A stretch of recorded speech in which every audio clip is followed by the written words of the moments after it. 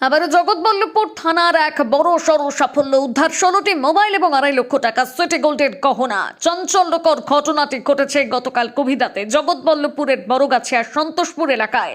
যেটা জানা যাচ্ছে, গতকাল গভীর রাতে জগৎবল্লভপুর থানার পক্ষ থেকে এলাকার বিভিন্ন জায়গায় নাকা চেকিং করা হয় এবং সেই সময় বড়গাছিয়ার সন্তোষপুর এলাকায় একটা গাড়ির ওপর সন্দেহ হয়। তৎক্ষণাৎ সেই গাড়িটিকে দাঁড় করিয়ে শুরু হয় তল্লাশি এবং সেই সময় অপর দিক থেকে দুই যুবক দুটি বস্তা নিয়ে আসছিল। পুলিশকে দেখা মাত্র একটা বস্তা রাস্তার মধ্যে এবং একটা জঙ্গলে ফেলে দৌড়ে পালিয়ে যায় ওই দুই যুবক। পুলিশ সূত্রে জানা গিয়েছে, বস্তার মধ্যে বেশ কিছু সিটি গোল্ডের গয়না, যার আনুমানিক মূল্য প্রায় 2 থেকে 2.5 লক্ষ টাকা। এছাড়াও একটি ব্যাগের মধ্যে চুরি এবং ছিনতাইয়ের কাজে ব্যবহৃত একটা ছেনি ও হাতুড়ি উদ্ধার হয়।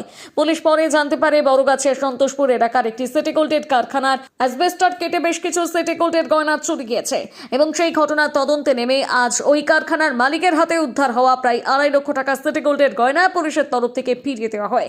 সূত্রের খবর অনুযায়ী যেটা জানা যাচ্ছে, এখনো পর্যন্ত এই ঘটনায় কাউকে আটক করা যায়নি।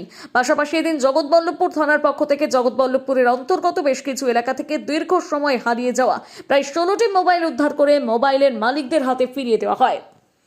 গত সোমবার রাত্রে এই মালগুলো ইমিটেশনের কারখানা থেকে চুরি হয়েছিল। আনুমানিক ওই 2 থেকে 2.5 লাখ টাকার মাল হবে।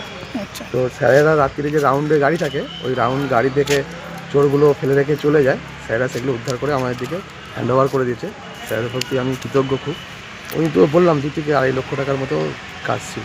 চুরি করে নিয়ে অ্যাডভেস্টার ভেঙে চুরি করে নিয়ে চলে যাচ্ছিল মধ্য সন্তোষপুর, ওই বড় বাবার মন্দিরের কাছে, সন্তু মণ্ডল।